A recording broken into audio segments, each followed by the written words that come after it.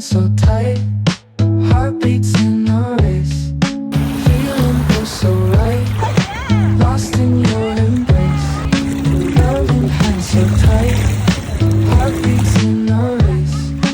feeling oh so right, lost in your embrace. Love has sunset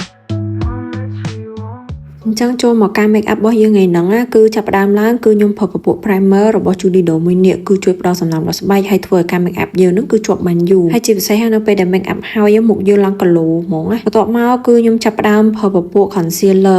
របស់ Judy Do នេះបិទបាំងស្នាមបានសាហាវខ្លាំងមែនតើអ្នកនរគ្នាគាត់តែខ្ញុំប្រើ concealer នឹងហើយមានអារម្មណ៍ថាមុខខ្ញុំឡើង smooth ស្នាមអីបាត់ចង់ទាំងអស់ហើយបន្ទាប់មកគឺខ្ញុំប្រើជាលក្ខណៈ foundation របស់ Juicy ចូលចិត្តប្រើ foundation របស់ Juicy នឹងដោយសារវា cover ស្នាមហើយធ្វើឲ្យមុខខ្ញុំនឹងឃើញឡើង smooth ហ្មងកម្រិតបិទបាំងស្នាមគឺបានដល់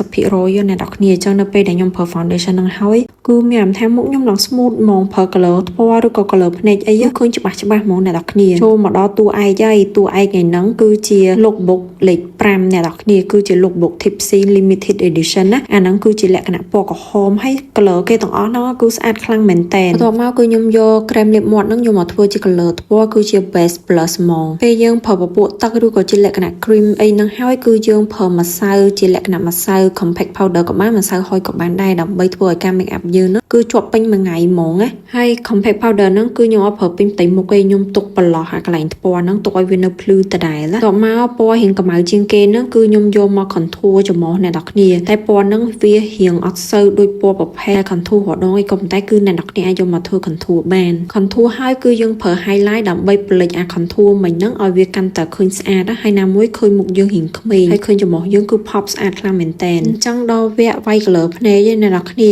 color ភ្នែកហ្នឹងគឺខ្ញុំយកអាពណ៌កាឈូកដែលស្រាលជាងគេហ្នឹងយកមកធ្វើ base ហើយផាត់រៀងធំតមកពណ៌ដែលគេយកមកធ្វើជា plus ហ្នឹងក៏ខ្ញុំយកមកធ្វើជា color ភ្នែកដែរតែខ្ញុំវាយតែខាងក្រោមទេអត់ពេញភ្នែកទេណាពណ៌វារៀងស្រាលពេកដាក់លាយមួយពណ៌រៀងកម្ៅតិចតែដាក់តែខាងក្រោមហ្មងណាតមកយើងញីឲ្យវាសប់សាច់ហើយដល់វគ្គគូស eyeliner ឯអ្នកនរគ្នាគូស eyeliner អីហើយគឺដល់វគ្គដាក់ glitter គេហ្នឹងស្អាតខ្លាំងមែនតើអ្នកនរគ្នាគ្រាន់ដាក់ហើយ Oh my god ស្អាតខ្លាំងមែនតើហើយចោលបានហ្នឹងគឺ color ភ្នែកខាងក្រោមបើសិនជាអត់មានអាខាងក្រោមហ្នឹងទេពេលដល់យើងផាត់មុខហើយវាអត់ឃើញ balance គ្នាហើយ palette មួយហ្នឹងក៏អាចយកមកធ្វើជា eye bag បានដែរអ្នកនរគ្នាគឺគូស្អាតខ្លាំងមែនតើហ្មងពេលយើងប្រើពណ៌រៀងសហ្នឹងហើយគឺយើងប្រើពណ៌រៀងកម្ៅដើម្បីធ្វើជាកលៈភ្នែកហើយខ្ញុំយកអាជួប3ជ្រុងហ្នឹងយកមកវាយធ្វើជា plus បន្ថែមចុះឡើងខ្ញុំគិតថាអូ color ថ្ពណ៌ហ្នឹងរៀងស្ទើរចឹងទៅខ្ញុំអត់ចង់បានអាឡងទេគឺខ្ញុំចង់ធ្វើម៉េចឲ្យ color ថ្ពណ៌ខ្ញុំរៀងដិតហើយពណ៌រៀង highlight នេះគឺខ្ញុំយកមកវាយបន្ថែមដើម្បីឲ្យឃើញទម្រង់ភ្នែកខ្ញុំហ្នឹងវារៀងឃើញស្អាតជាងមុនហើយឃើញរៀង pop ជាងមុនចើមវិញគឺខ្ញុំប្រើតែ mascara